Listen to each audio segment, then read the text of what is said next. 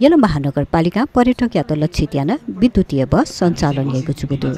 थुगु बस सञ्चालन लागि महानगरपालिका व साझा यातायात सहकारी संस्था लिमिटेड तथै सोमबार समझदारी जुगु ख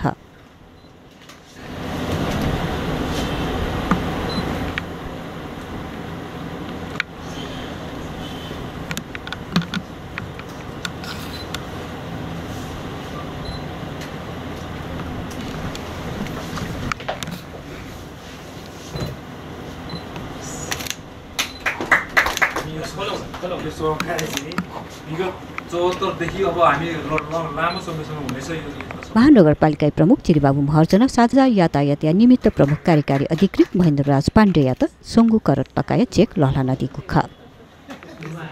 ज्याजोले प्रमुख चिरीबाबु महर्जन विद्युतीय बस यलाई कोर एरिया सञ्चालन जुगु थासे पुलचोक मंगल बजार लगनखेल ज्याउडाखेले बस सञ्चालन जुगु जानकारी दिएदिल हामी चाहिँ पाटनको जुन कोर एरिया छ यो कोर एरियामा ठुलो बसहरु जाँदैन गएकै खण्डमा पनि एउटा बसले त्यहाँको चाहिँ ट्राफिक सिस्टम नै एकदमै लथालिङ बताउनु पर्दैछ तसर्थ त्यहाँ चाहिँ हामी ठुलो बस चलाउने होइन हामी चाहिँ सानो बसहरु जसलाई हामी सटल बस भन्छौं यो भनेको चाहिँ लगभग सिटरमा चाहिँ ठ्याक्कै यदि भनेर भन्न त गाह्रो पर्छ तर यो 18 सिटर भन्दा मुनिको हुन्छ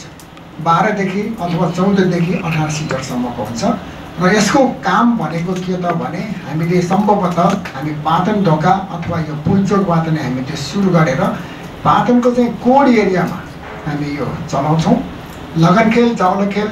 हुँदै फेरि पुलचोकमै आइपुग्छ अथवा त्यो भन्दा पनि अलिकति वाइडर रेन्जमा चाहिँ हामी यो चाहिँ सदन बस चलाउँछौं र यसको फेरि अर्को मुख्य उद्देश्य भनेको चाहिँ हामीले यो बस चलाउँदै गर्दा ललितपुरमा घुम्न आउने पर्यटकहरुको यहाँ चाहिँ जुन किसिमको यहाँ बसाइ छ त्यो बसाइ लम्बियोस् भन्ने पनि हाम्रो उद्देश्य हो यो भन्दै गर्दा जब पर्यटकले चाहिँ यहाँ पर्यटन शुल्क तिर्छ त्यो बेलामा चाहिँ हामी यो एउटा बसको टिकट पनि हामी उहाँहरुलाई दिन्छौं जुन टिकटको भ्यालिडिटी चाहिँ हामी 72 घण्टाको बनाउँछौं अर्थात् 3 दिनको भ्यालिडिटी हुन्छ भनेपछि त्यो 3 दिन भित्र 3 दिनसम्म चाहिँ त्यो बस प्रयोग गर्न पाउने भएको कारणले निज पर्यटक यहाँ पाटनमा आउँदाखेरि उले चाहिँ आफ्नो चित्त बुझ्ने गरी उहाँ चाहिँ बस चढेर यहाँको यो जुन सम्पदा छ त्यो सम्पदाको चाहिँ रसस्वादन गर्न सकिनेछ र गर्नुहुन्छ भन्ने चाहिँ हाम्रो धारणा हो साझा यातायात सहकारी संस्था लिमिटेड या निमित्त प्रमुख कार्यकारी अधिकृत महेन्द्र राज पाण्डे साझा व महानगर तथै विद्युतीय सवारी साधन सन्दर्भे कतुगु सहकार्य जुगु हेदिर हाम्रो चाहिँ आज गत वर्षको होइन कि हामी 74 सालदेखि लामेस मेयर साहबको पहिलाको कार्यकालदेखि नै हामी चाहिँ यो चाहिँ साझा यातायात सेवा लगानी क्रम सुरु गरेका हौं यो काठमाडौँ महानगरपालिकाले सुरु गर्यो पहिला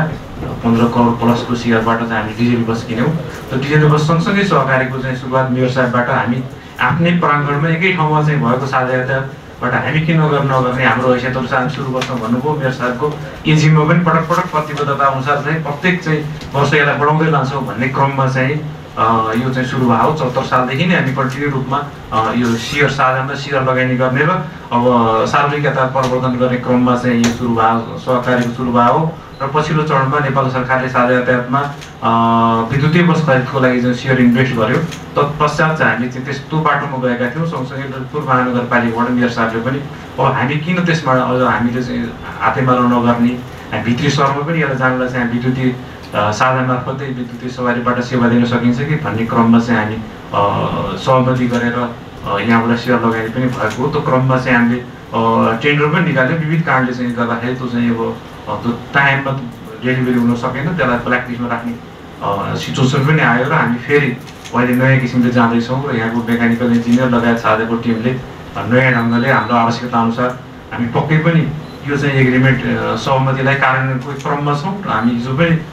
नगरेको होइन प्राविधिक रूपले मात्रै यो अलिकति ढिला हुन गएको हो विद्युतीय बस सञ्चालन चुलकी नेदचे यापी ज्येष्ठ नागरिक खुदको यापी मस्तक क ख वर्ग या अपङ्गत जुपिन्त महानगर जारी यागो पास दुपी यात्रुदेश निशुल्क यात्रा या खनि थोबस जिन्निगु निसे जिन्नेगु सिटिया जुई